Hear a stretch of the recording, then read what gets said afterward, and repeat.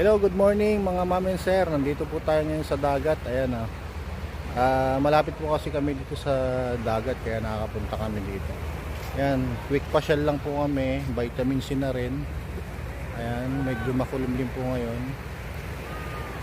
Low tide mga ma'am and sir. Pero sa summer maganda dito. Lalo na ito kasi yung pinupuntahan na ngayon ng mga dayuhang Pilipino sa ibang lugar, Pampanga, Manila, Bulacan, iba-iba.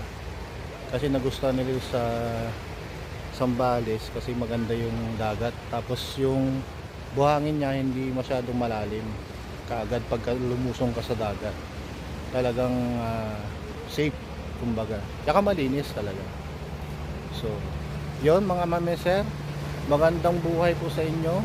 And ingat po kayo lagi. Please like and share. Have a good day po.